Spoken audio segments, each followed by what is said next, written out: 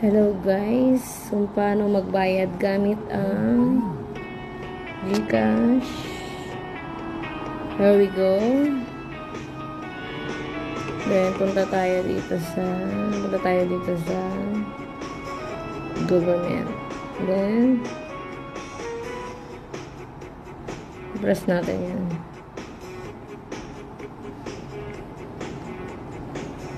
Yung tayo magbabayad para sa DFA passporting. I-type po natin DFA.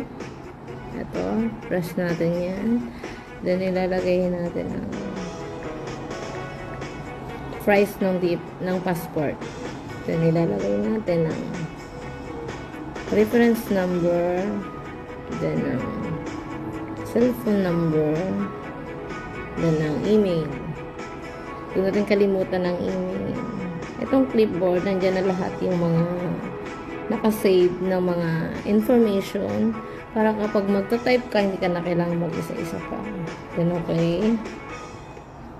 Itong sa ibaba, ito, yung need na yan i-check. Kasi passport lang naman yung babayaran mo. Then here we go. Ayan po. I-screenshot ko.